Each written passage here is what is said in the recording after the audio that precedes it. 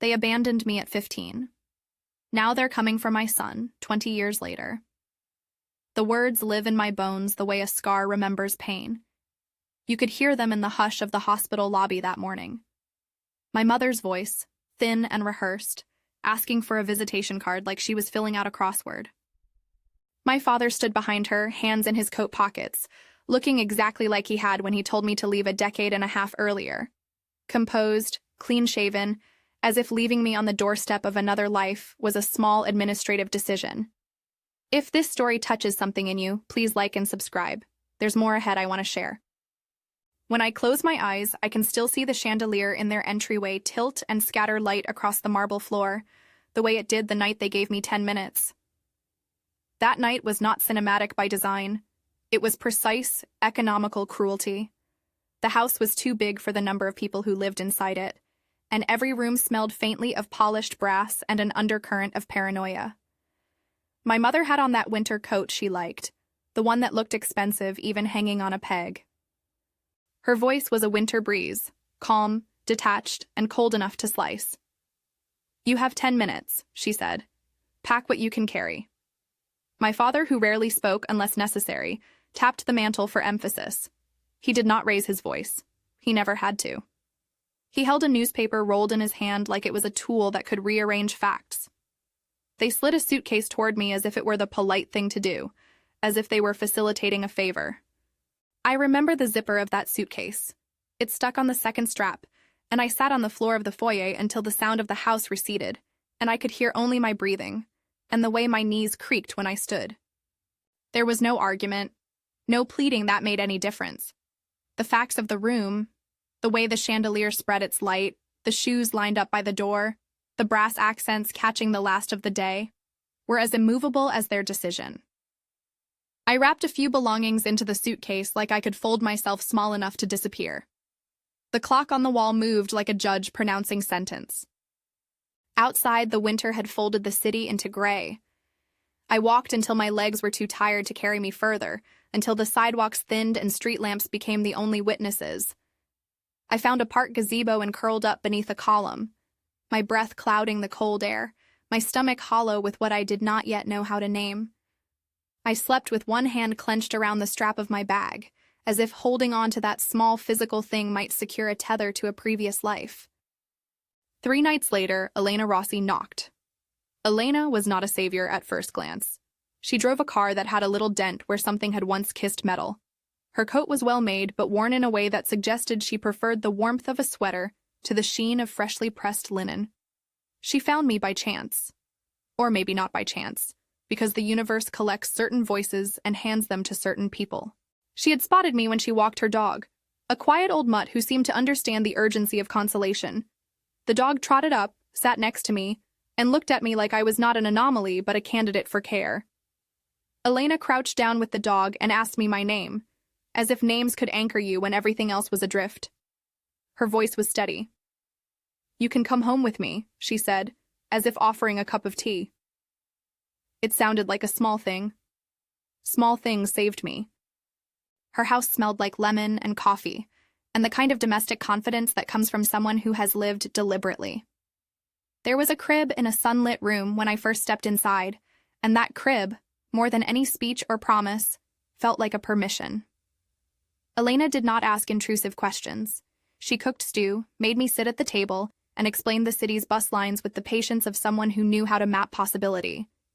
The first night she stayed up with me, not because I asked, but because she sensed I needed to see another face in the dark. A month later, I was still a teenager carrying the weight of a decision made by others. The baby inside me, unnamed and impatient, made noise in the only language my body and fear understood. Elena drove me to the hospital in the middle of the night, holding my hand not as a guest but as family. She paced the sterile corridor like a lighthouse keeper, watchful, unfaltering. When the contraction hit, she was there, telling me which breaths to take, which thought to cradle. She was gentle in a way that taught me how to return gentleness. I did not have much to give the child except a name and a stubborn, newly purchased promise. We called him Seagard, a name Elena liked because it sounded both old and brave. When he was born, his cry filled the room, and the world rearranged itself around that noise. Elena held him like a woman who had been waiting her entire life to do the small, sacramental work of loving someone who needed it. She never called herself a savior. She called herself someone who could not walk past another human in need. Under Elena's roof, I learned how to grow. She taught me how to write a check, how to use the waiting list at the local kitchen so we could eat without debt, and how to stack plates at a restaurant so that the rhythm of work replaced the ricochet of dread in my chest. I learned kitchen shifts at first, grating carrots at dawn, peeling potatoes when the night menu wound down. Elena paid for my classes when she could, but mostly she arranged the kind of small mentorship that does not appear on paper. She introduced me to her friends who were teachers, to a small woman who tutored in the afternoons, to the man who could explain taxes without making my eyes glaze. Those nights in the kitchen were schooling of a different sort. I learned to be precise with orders, to be calm when a tray tipped, to speak to a stranger who was laughing like that laugh could be discovered again in me. Sigurd learned there as well. He watched the surgeon-like precision of the line cooks and adopted their habits. Sharp focus, hands that knew what to do before reasoning could catch up. He took to anatomy the way some children take to music, naturally like it was carved into him. We were poor in a way that felt honest and therefore survivable. We were rich in ways that mattered. We had certainty that someone would show up. We had beds to sleep in that were not park gazebos. We had the ritual of a home that meant towels, a roof, and a small garden where Sigurd learned to point out the phases of the moon. Elena read to him, not because she was trying to ward off failure, but because the world is softer when letters explain it. She would read while the kettle hissed and the house settled against the night. I will be honest. There were days I resented the ease with which other lives moved forward. There were times when the knowledge that I had been abandoned sat like a stone under the bed of the day. Elena would find the stone sometimes and make me tell the story until it stopped hurting in the way it first did. She taught me to name things so they could be handled, not to turn the ache into a shrine. Sigurd's ascent was not dramatic at first. He was simply hungry with a hunger that could be focused into study. He took to textbooks as a thirsty person takes to water. Early on, he memorized bone names the way other kids memorized cartoon lines. He would practice sutures on fruit because he thought practicing the motion mattered. His teachers noticed. Scholarships followed, not because he was flashy, but because he was relentlessly curious, and because Elena wrote letters on his behalf that sounded like testimony. I worked 2 jobs during his school years. Nights were when I studied. I took community college classes after my shift and read medical journals so I could ask him better questions and feel like I had some hand in the craft that was shaping his future. He loved the hospital the way a pilgrim loves a particular chapel. When he was accepted into medical school, I cried like someone who had lugged a small stone up a mountain and finally finished a step. Lance came into our lives as a steadying presence. He was a contractor by trade, the kind of man who had an easy smile and hands that could fix things. He met us at a fundraiser for a community kitchen, and we kept running into him because he and Elena had many of the same friends. He never tried to be something he wasn't. When he fell into our orbit, he offered to help with the leaks in the roof and with filing forms that made my head spin. He was the one who sat in on scholarship interviews and took notes like someone who believed that small things mattered. He became my partner in the practical sense. Someone who knew how to hold paperwork, to keep receipts, and to steady the household when I was overwhelmed. He was not a father to Sigurd in the biological sense, but he was a father in the way he showed up, in the way he taught Sigurd to change a tire, and to be accountable in small and large gestures. Elena, even as she aged, never stopped being proactive. She had money in the bank that came from a life of persistent diligence. She was careful with it, not miserly, just careful in the way of someone who knew wealth could be both armor and a weapon. She told me once, over tea, that she had made arrangements because she believed people should not be left to the mercy of chance. She used the word arranged on purpose. It is an awkward word for legal things, and she never spoke of lawyers as a comfortable subject. But she liked to say she did things so the world would bend slightly in our favor when it needed to. There was a humility to Elena's generosity. She insisted that Sigurd be allowed to rise or fall on his own merits, but she removed a 40-pound boulder from his path when she could. She paid for tutors, and she sponsored a summer program so he could spend time in anatomy labs. When she grew older, she told me she had done what she could to create a net, and that the rest would be up to us. When she died, she left us with more than memory. She left us with the certainty that we were not to be moved by whims. That certainty was tested the day a magazine put Sigard on the cover, with the headline that hummed through the city, "The Young Surgeon Who Saved the Unsavable." The article was a slender string of praise and clever metaphors, but the effect was a tidal wave. People who had never known us wanted to be part of the narrative. Invitations flooded in. Hospital administrators began to call with polite, practiced awe. Television stations requested interviews. The publicity poured bright light into the small private life we had built, and with the light came those who claim a moral right to bask in it. At first it was clumsy, a bouquet with a card signed "Love, Robert and Margaret." Later, more calculated.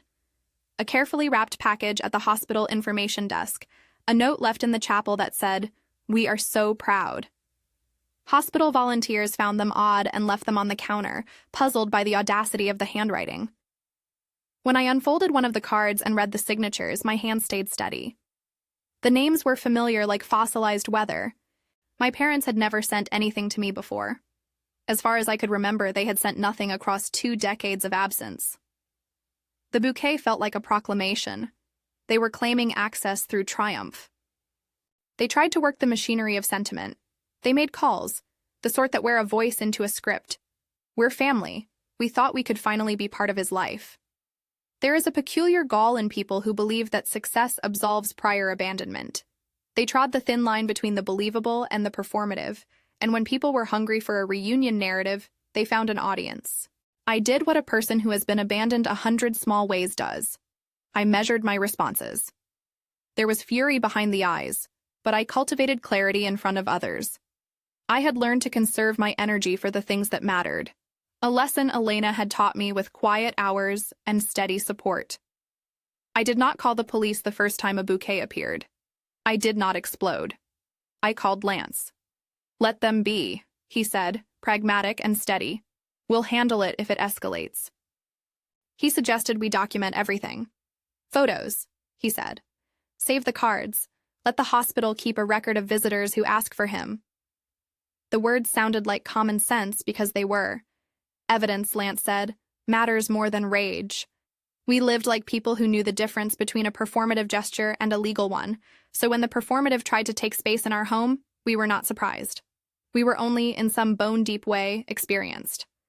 They escalated in a way that felt designed to provoke. A journalist called me to ask about their presence in the lobby, as if the simple act of presence was newsworthy. A camera caught them, an image of my mother looking small and precisely put together, and my father standing a respectful 2 paces behind her, as if he were conscious of the optics. They posed smiling, but the smiles were centrifugal. They sent pain outward. They began to leave things that read like scripted reminders of their intent.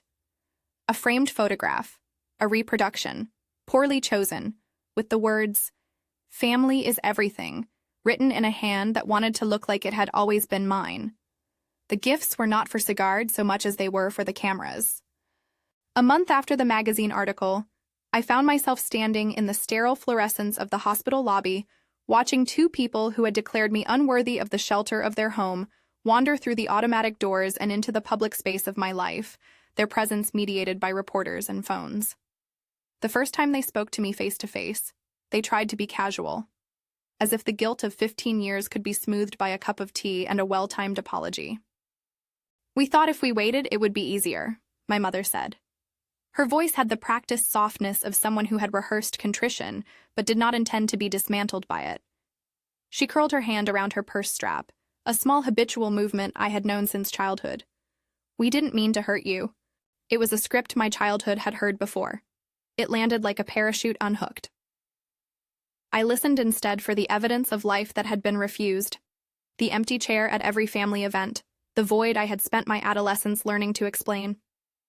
I let the applause in the lobby die. There was always an audience for this kind of drama. "You left me at 15, I said, and it felt like a statement of facts rather than accusation. The phrase was small and factual, and it carried the weight of being a fact everyone in that lobby could understand. "We were young," my father answered, something like a remorseful whisper, but without the texture of actual contrition. They had the audacity to project reparation onto my son's fame. "We just want to know him," they insisted. "We deserve to know our grandson." They used the word deserve like it had a currency that could be redeemed against the years they had spent absent. They had no sense of measurement for the hours a child needs to anchor to a steady person. They had neglected the ledger that matters: presence. I watched them from behind a steady face because I had taught myself to watch. It is what survivors do. We catalog behavior. We read for intention more than volume. I knew what it meant when someone tried to buy access with flowers. It meant they were testing whether the world would accept their performance. People in the lobby looked at them with the mild fascination reserved for soap operas turned real. Some muttered that families reconcile. Others looked at me with the tentative empathy of strangers who wanted to do the polite thing and assume healing is always possible. I thought about how Elena would have handled it. She would have put a hand on my shoulder and said nothing for a while. She would have been precise about boundaries and quiet about generosity. I had her voice in my bones more than my parents'. That was the real inheritance she left, the moral compass of someone who loved without strings. The administrative staff at the hospital were polite but careful. They asked for identification when the visitors asked to see Sigurd. Protocols existed for the protection of patients, and those protocols were a comfort. I saw my parents' smiles falter when they were asked to provide more than a well-posed explanation. The system refused to be hoodwinked by sentiment. Still, there are always the small gambits. They sent letters to the board of trustees at the hospital. A flurry of language turned into petitions for family access. They wrote to foundations they believed might favor their narrative of late remorse. I learned later that people like my parents know how to make an office of remorse look professional. They know how to draft a sentence that reads like contrition and sounds like obligation. At home, I sat with Sigurd after his shift. He came in exhausted, scrub-stained and luminous in the way that people who spend their days saving others tend to be, tired and deeply alive at once. He took off his shoes at the door like he had been taught. His hands smelled faintly of antiseptic and fried dough from the cafeteria. He dropped a graduate-level textbook next to his soup bowl and asked about my day like the habit of care was wired into him. There were people in the lobby, I told him, and waited to see how he would hold the news. He listened the way he listened to anything that was about the world we had built. Sigurd's face has always been the face of someone who catalogued facts and feelings with equal care. He did not brandish rhetoric or sentimental speeches. "Do you want me to handle it?" he asked. "No," I said, and I meant it. This was not his fight. This was mine. He had enough of his own, the grave and solemn work of learning to cut into a man and sew him back together. He did not need the sandbox of my old ghosts. He needed, in his youth, to remain free to be both a son and a surgeon without the heavy cloak of other people's obligations. I realize now the moment they stepped into that lobby, they expected me to unravel. They expected the scene they saw in movies, dramatic collapse followed by tearful reconciliation. They did not account for the fact that some people are forged in the absence of the very thing their antagonists attempted to offer. Absence became my armor. It taught me to keep my hands free for practical things. That week, I met with the hospital's patient liaison, a woman named Maria, who had the glint of someone who had seen many versions of human frailty. Maria explained the policies and asked if we wanted staff to refuse access to anyone without written permission. She wrote down our concerns. Her pen moved across the paper like the small acts of civility that make protection possible. Lance suggested something practical and unromantic. Keep a log of interactions. Take photographs of the bouquets and the cards. Keep all correspondence from anyone claiming to be family. Paper is patient, he said, and I believed him because he had shown me what slow, persistent organization could do: fix a leaky roof, deliver a scholarship application, make a life habitable. So we photographed the flowers. We took snapshots of the cards. We saved them in a folder that, in a strange way, felt like armor. I did not go public with any statement. The line between letting a thing go and documenting it is narrow but significant. I chose the path of the documenter. Elena's voice told me that was what you do when you plan for a future beyond the moment. Weeks later, my mother's calls became more frequent. They wanted to attend fundraising events where Sigurd would speak. They wanted photographs. They wanted to be in the margins of the applause.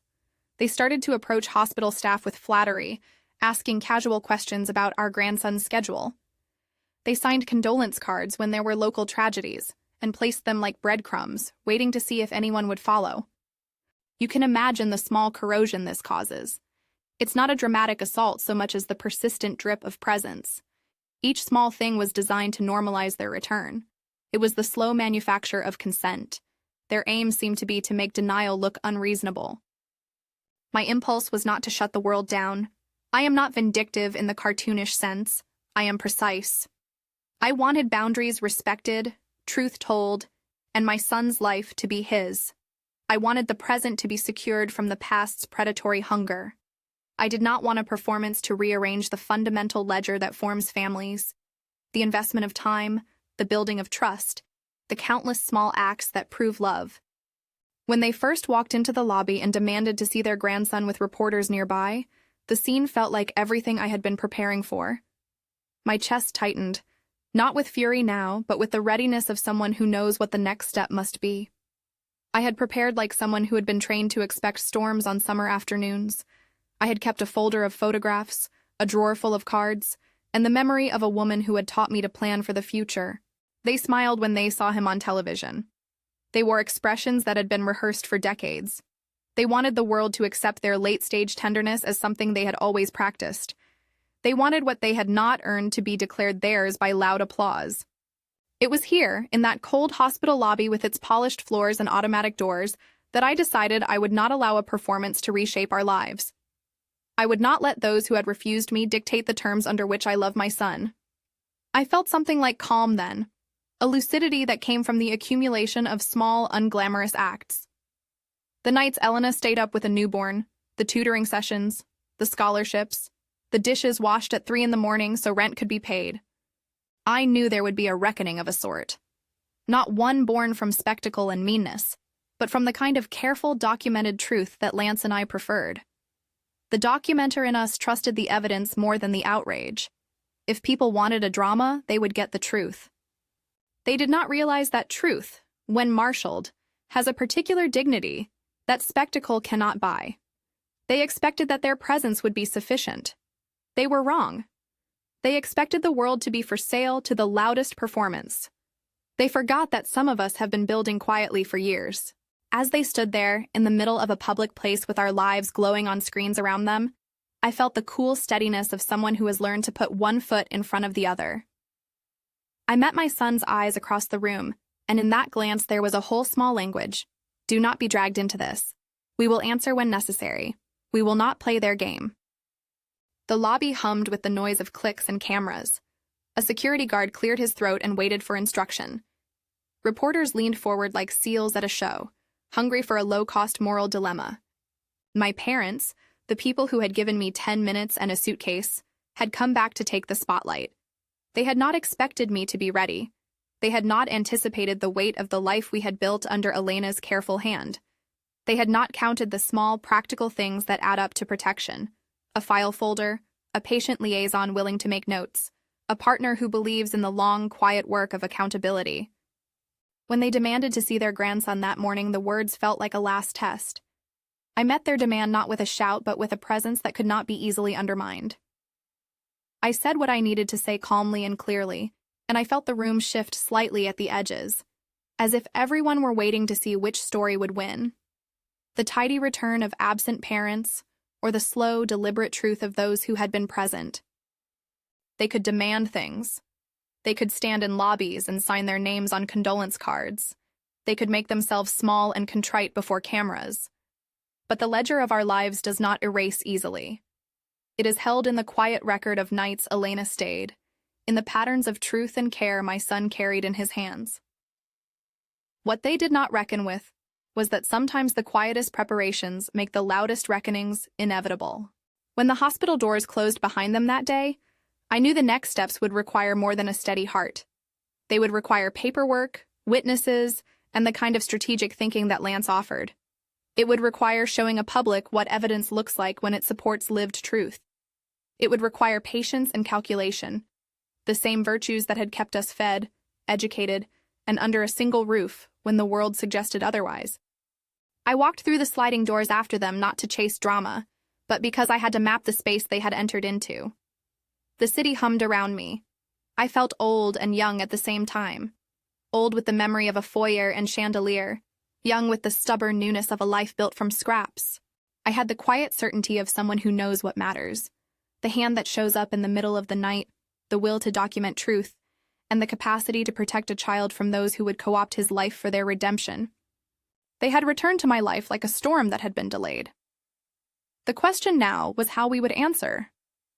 I had learned that answers can be quiet or loud, immediate or long. I had learned that dignity is not a public spectacle, but a steady practice. The rest of it, how we would gather evidence, whom we would call on, the moment we would choose to pierce the performance, would require time, counsel, and the moral clarity Elena had taught me. For now the lobby emptied and the bouquets wilted in water-filled vases. The cards sat in the hospital lost and found, like small claims of a life they did not own. I tucked the photographs into a folder and set it on the kitchen table, face down like a kind of prayer. Sigurd ate his soup and read the lines in the margin of a medical journal, as if the world could be stitched back together by hands that knew how to suture. Lance wiped the counters and made a list. Outside, the city kept turning. Inside, the house felt the way it always had, anchored by the presence of those who refused to leave. I slept with one hand on the folder, the way I had once slept with my hand on the strap of a suitcase. The past and present were in different drawers now, and I was learning the language of how to keep them separate, until a time when they would have to meet, face to face, in a place where truth, not theater, could prevail. The folder on the kitchen table felt heavier than its paper weight. I moved through the morning like a woman carrying a secret instrument. Each step was deliberate because every step mattered now. Lance brewed coffee and slid a stack of photos to me across the counter as if arranging a hand in a card game.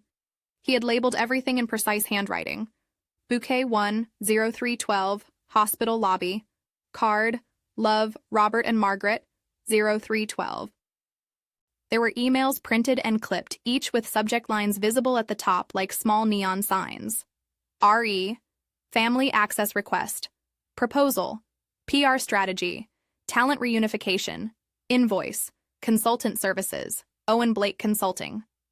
There was a copy of a document I had signed in shock 15 years ago amid confusion and a legal-sounding paper from the town registrar that showed a notation I had never understood until that week.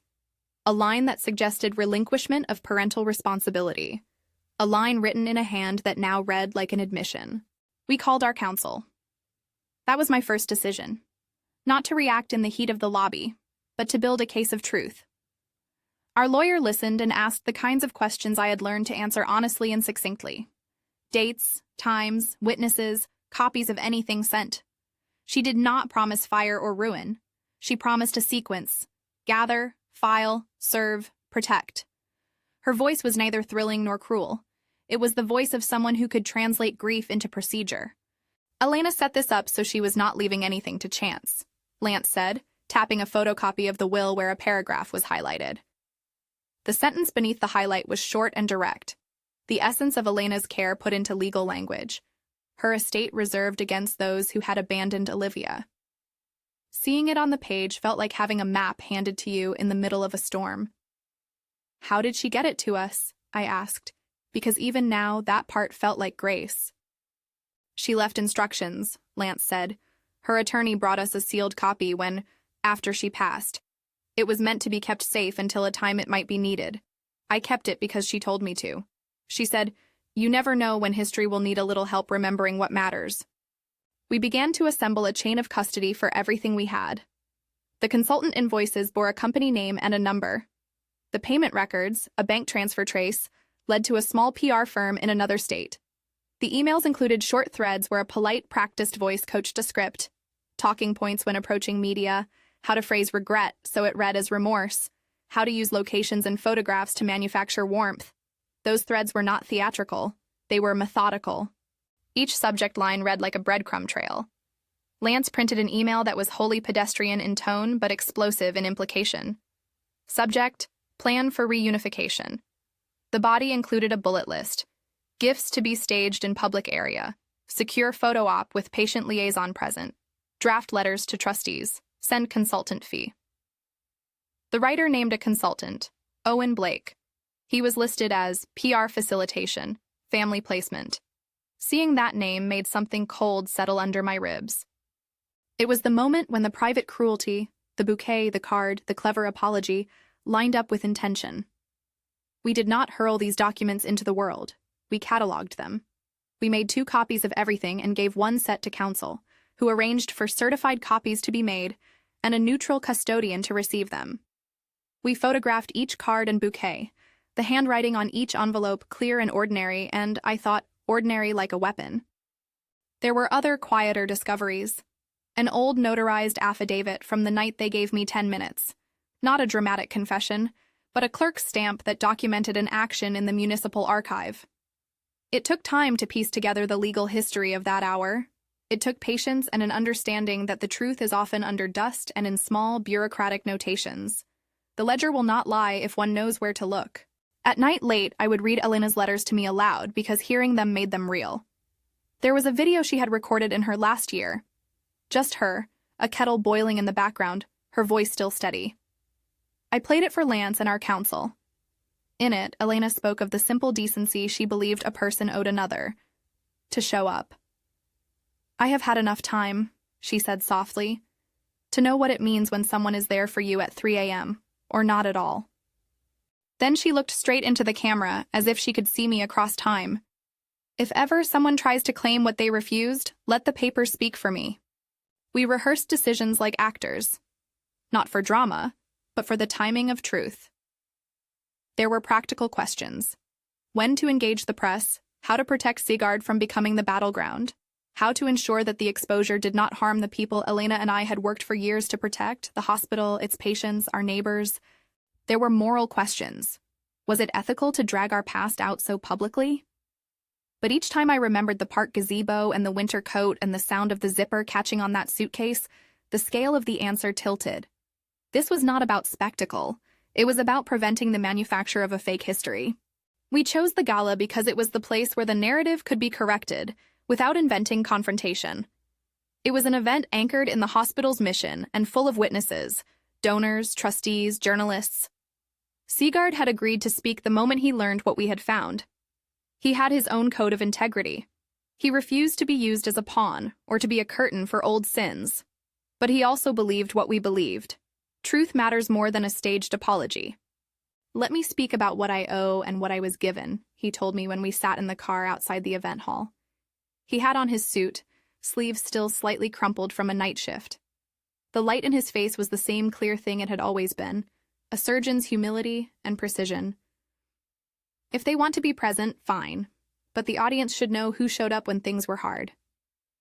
The night of the gala, the ballroom glittered in the way a city does when everyone agrees to look away from darkness for one evening. Chandeliers hung like constellations, and waiters moved as if choreography were the natural rhythm of human kindness. I stood in a corner with Lance and our counsel and watched guests drift in, hearsay already humming. I felt the old fear like a small animal in my chest, but it was quieter now. That fear had been tamed by years of small preparations. I had not planned a spectacle. What I had planned was precision. We would present the evidence. We would play Elena's message. We would give people a chance to choose sides with their eyes open. Counsel had arranged for restraining orders to be ready if needed, a procedural necessity, not an act of vengeance. Security had been briefed. The hospital's legal team was present. There were cameras. Our carefulness was not a show. It was armor for all of us. Sigard took the stage and the room fell into polite silence. He spoke first about his work, the patient whose chest he had opened to find a heart that would not be consoled without a long operation, the nurse who refused to let an administrator get in the way of a second chance for a man's life. He spoke about the invisible scaffolding behind every success: mentors, teachers, someone who sat with you when you were too tired to be brave. "And a lot of what I am," he said, gaze steady into the lights, "is because someone kept showing up when things were impossible, not glamorous, not visible. They were there." He gestured toward the side of the room where Elena's friends were seated, and a hush moved like wind across water. It was then that Lance stood. He did not shout. He walked to the lectern with a folder under his arm and with a quiet clarity said the word that had guided our preparation: evidence. He displayed the email subject lines on the large screen behind the speaker table. Concise lines arranged as a timeline. People read them out loud because the juxtaposition made the air thicken. Plan for reunification. Invoice, consultant services. Gifts to be staged. A slide changed. The document camera magnified a cropped line from Elena's will where counsel had highlighted the spirit of her bequest. It was not a long reading, just a short passage that summarized what Elena had intended, that those who had abandoned Olivia could not, by reappearance, reclaim an inheritance of affection or estate. The sentence on the screen did not gloat. It stated an intention: protection as love's last act. Then counsel cued a short clip of Elena's voice. The room folded inward. Even the clinking of dessert utensils seemed to hush. Elena's voice, older, warm, unembellished, cut through the hum. "I do not believe affection should be earned by a headline," she said. "If someone deserts a child, they do not get to step back in because the world decides to applaud. Olivia and Sigurd are to inherit not out of my vanity, but out of the conviction that presence is the measure of family." The recording held for a few moments longer and then ended. There was a press of breath in the room. I watched my parents at the table near the back. They had arrived, as they always did now, with faces made for an audience, carefully composed contrition. Confidence that a script could be performed had been their armor. Now that armor showed seams. Lance then brought up the thread of emails where the consultant had advised staging certain scenes and sending specific gifts. The names on the emails were visible and the dates aligned with the hospital deliveries that had been documented by staff. The room watched, and in watching, the narrative shifted. The idea of spontaneous contrition was exposed as a plan. My father's hand hit the table with a small, involuntary noise. It was the sound of someone recognizing that a previously private choreography had been made public. My mother's face, pale, kept composure like a practiced statue. At counsel's direction, a process server from the hospital quietly took the steps toward their table. It was not a drama. It was a legal formality handled with professional care. The papers, emergency restraining orders requested to protect patient privacy and the family's peace in the event of harassment, were presented. There were murmurs in the crowd.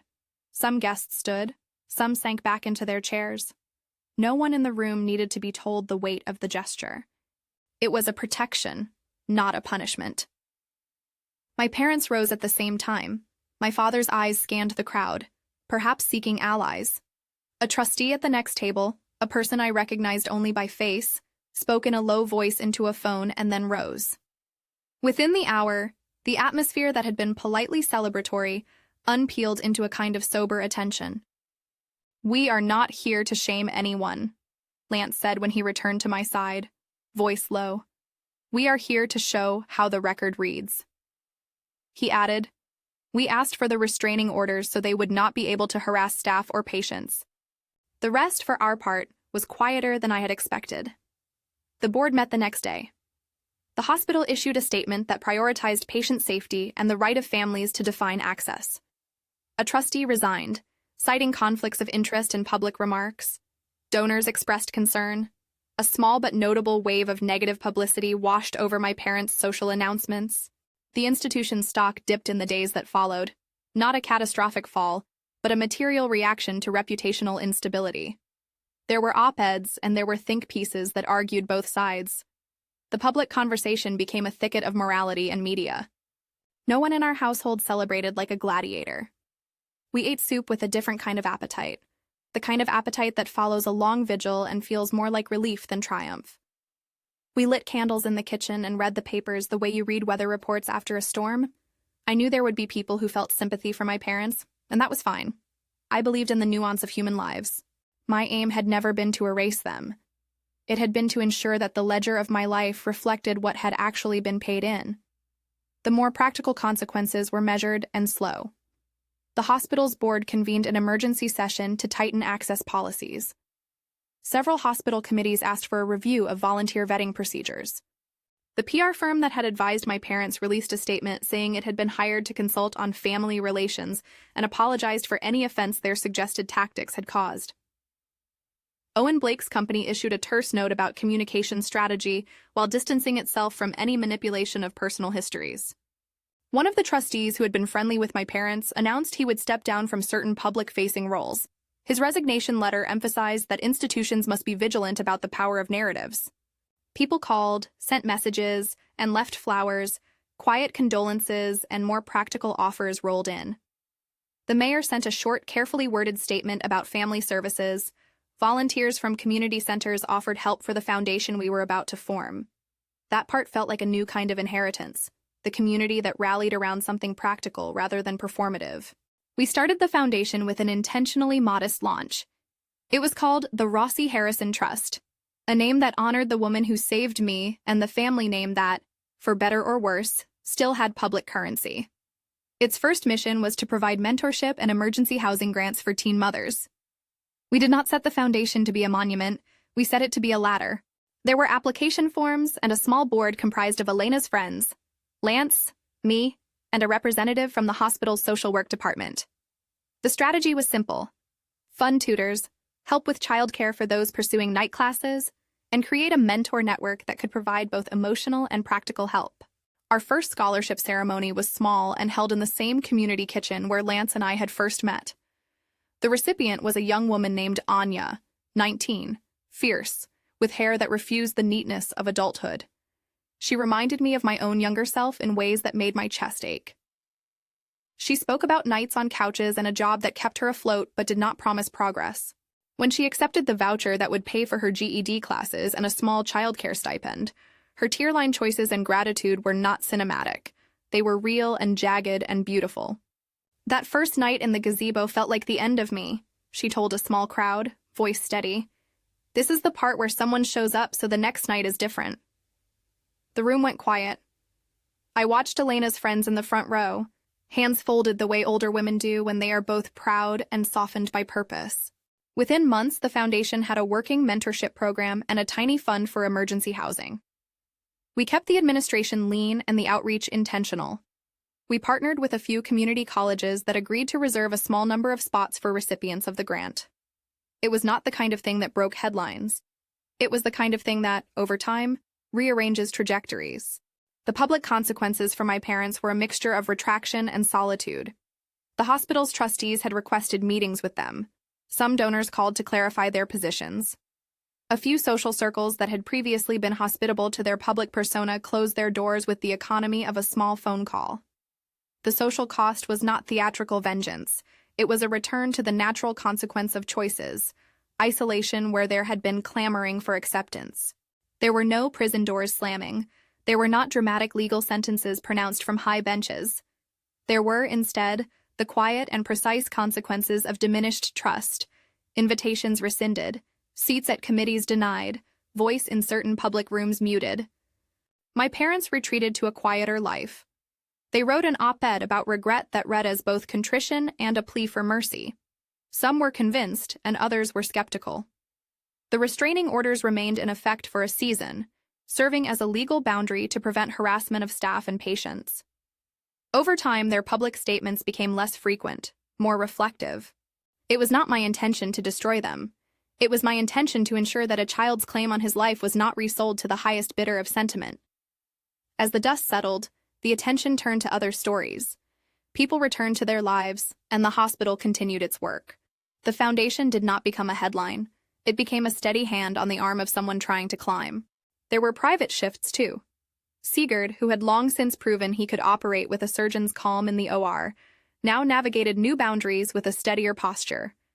Where once he had flinched at the thought of family drama making its way to him, he now stood near me more often in public. He would walk into a room and stand a little closer, as if proximity itself could be an answer.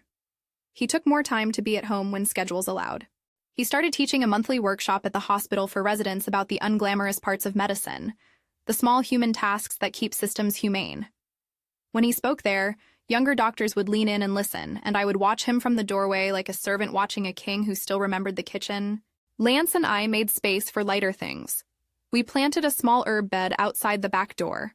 On Saturday mornings, we would make pancakes and argue about whether basil should be planted in the full sun or partial shade. We were mundane and domesticated in the most ordinary and cherished ways. It felt like a quiet luxury to watch Sigurd fold laundry and to know the pattern of his hands. There were moments that felt like full circle. At the one-year anniversary of Elena's death, we held a small gathering in her memory at the garden where she had loved to plant late-blooming perennials. We read some of the letters she had written to us. I read the one in which she had drawn a small map of how to place a lamp by a bedside for the comfort of someone up at night. It was minor, domestic, and luminous. Afterwards, someone suggested we name the Foundation's mentorship program for her, and so we did. The program bore her name like a quiet badge, the Elena Knights Mentorship. People asked if I felt lighter now, and the answer was complicated. Lighter in the sense that the old wound had been acknowledged in public and not allowed to be reshaped into a false narrative. More complex in the sense that wounds that long linger do not simply vanish with exposure. There were evenings when old images would return, the foyer, the winter coat, the zipper catching, but they came with a different perspective. Where those memories had once felt like a vast sea that could pull me under, they now felt like the bedrock under a house, something to know and not be defined entirely by. I also learned to forgive the shape of my own anger. There is a difference between forgiving someone and making excuses for them. Forgiveness for me was a reclamation of energy, a decision to stop letting their absence define the daily currency of my love for Sigurd. It did not mean I let go of boundaries. It meant I let go of the long tendency of resentment in rooms where it had no citizenship. The Foundation grew in ways I had not imagined. We began to receive letters from teenagers in other states describing nights like mine, small prayers scrawled on the backs of receipts. The team at the Foundation would send practical lists, shelters, financial resources, tutors, and sometimes a volunteer would drive across town to sit with a young woman and help her apply for housing. We did not fix everything. We fixed small things, one life at a time. Each letter returned to us like a bead pulled along a string. One quiet evening not long after the gala, I found myself sitting in the living room with Sigurd and Lance. The house smelled faintly of basil from the windowsill. A storm had come and gone, and the city outside had that washed look a place gets after rain. Sigurd set his coffee down and picked up the old suitcase that had sat for years in the closet, the one I had brought from my parents' foyer. He hefted it, felt the zipper, the catching strap, perhaps imagining a teenage girl in a coat too large for her. "You kept it," he said. "I did," I answered.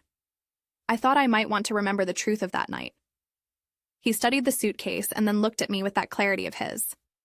"You kept it like a relic," he said gently. "But we used it to build a life, not to lock us in a story." We laughed quietly, a small private sound. It was the laugh of people who had been through storms and had found, not a perfect shore, but a stable one. There were things I still carried. Grief for the tenderness I had been denied. A careful remembrance that boundaries are sometimes painful because they ask you to name what is not acceptable. But there was also a solidity to my days that had been hard-won. A family that chose me, a son who chose his life in a hospital operating room where he is both minister and technician, and friends who had become family by sticking around in ways that mattered. At the first major fundraising dinner for the Foundation, our table sat near the band, and I watched a woman from the mentorship program stand at the microphone. She spoke of being 16 and frightened, of sleeping on a friend's couch, and of the volunteer who helped her get a work permit and a tutor who taught her geometry at midnight. "They came when it was inconvenient," she said, her voice steadier than mine could muster in those moments. "They came when it would not look good in a paper. They came anyway." The applause was not for us. It was for the quiet generosity of strangers who had, in aggregate, rebuilt her life. That night, a donor I had not expected walked up to me and gave both of us an envelope. It was not large, but it was sincere. He told me he had been where I had been single and adrift, and that he was grateful to have a place to give that felt honest. I folded the envelope into my palm and felt the steadiness of a different kind of currency. Trust. We continued to be measured about public statements. I gave an interview to a magazine that wanted a long-form piece, and I spoke frankly about what it had been to be abandoned at 15 and to find refuge. I avoided sensational turns. I spoke about Elena as a person, not a myth, and about the ways systems sometimes fail adolescents who fall through the cracks. The interview reached people I had not known were listening. It reached a school counselor in a state 300 miles away who wrote to say she had used our story to advocate for an extra counselor on staff. Time did what it does. It moved and shaped the edges of things. Months turned to years, and the Foundation found a rhythm. The legal orders continued to be in place for a time, then were renewed as necessary and adjusted with counsel. My parents slowly lost their public perch. They wrote to me one day, not as a public performance, but as an apology. It was awkward and incomplete, as apologies often are. I read it and folded it away. I did not toss it. I did not respond immediately. There is no single template for closure. A few years from that night in the lobby, Lance and I invited friends and family to a small table in our backyard. Sigurd had just finished a particularly difficult week of surgeries and seemed lighter for reasons that had nothing to do with headlines. Lance cleared his throat in a way that meant he had something practical and important to say, and then, suddenly serious, reached into his pocket. He asked me to marry him not in a public theater, but under a string of lights that had seen many dinner parties and quiet reconciliations. I said yes in the way someone says yes to someone who has been present for the slow work of repair. It felt unshowy and real. When I think back on the arc from the foyer to this table, I do not find neat moral arcs. I find a tapestry stitched with small acts of consistency. Elena's late-night vigils, Lance's organization and patience, Sigurd's steady work, the mentors who wrote letters, the volunteers who drove across town. There were moments of real sorrow, for what was lost, for what might never be recovered. But those were held within a larger truth. Choices make families as certainly as DNA does. I have learned to treat the word family as a verb. You do things for someone, and by doing them, you make family real. You show up. You feed with homework and with soup. You sign forms and keep receipts and file documents, and sometimes you stand up in a ballroom and show people what the archive of a life actually contains. To choose to be there when it is inconvenient is as powerful as any blood relation. People sometimes ask me if I regret making the case public. My short answer is no. My longer answer is this. If the only way to make the world safer for a child is to let the record be known, then the publicness is a service. But I also know that not every story needs an audience. Some protections can be quiet. We chose public because our opponents were trying to rewrite the story in the public's eye. We responded with evidence because our story is not a commodity. When I tuck that old suitcase into the back of a closet now, it feels like a relic with instruction. Remember but do not be consumed. We keep it not to rehearse pain, but as a warning and a gift. The warning is that absence has consequences. The gift is that someone, sometimes strangers, sometimes chosen family, will come if you are lucky, and they will give you another chance to build something steady. If you are listening and this story resonates, if you have been abandoned or you have chosen to hold someone through the night, know this. The work you do in small hours counts. The legal papers, the bowls of soup, the late-night lessons, the tutors who stayed on, the volunteers who offered an address, they add up. They make a life. Our foundation continues to accept applications. We have a small set of criteria and a larger mission to help adolescents who are parenting find the practical and emotional scaffolding they need. If you are moved to support that mission, or to share this story with someone who needs to hear that family can be chosen and kept, please consider sharing this video. If you believe in the work of chosen family, leave the word family in the comments so we can see who stands with us. I do not offer this as a neat moral. Life rarely hands out tidy lessons. I offer it as a witness. The night they set me out with 10 minutes and a stuck zipper was the hinge upon which many things turned. But it was not the final hinge. There are other hinges. The hand that closes a door for you at 3 in the morning, the small legal language that becomes a shield, the person who teaches you to read the bus route, the surgeon who folds his tired hands around a suture and knows why he is there. Those hinges have saved me, and in turn I try to be a hinge for others. They abandoned me at 15. 20 years later, when they tried to come back for my son, they found that the ledger had been filled in. Not by rage, but by truth. The truth was supported by witnesses and paperwork and the steady presence of people who chose us. That truth did not return me what was taken, but it allowed me to build a life that belonged to us. It allowed me to help others do the same. If this story touched you, if you believe that family is more than blood and more about who shows up, please share it with someone who needs to know. Leave the word family below if you believe in the chosen kind. And if you can, consider supporting the Rossi Harrison Trust, not because it will fix everything, but because it will give one more young mother the chance to sit down at a table with a bowl of soup and a map of how to get where she needs to go.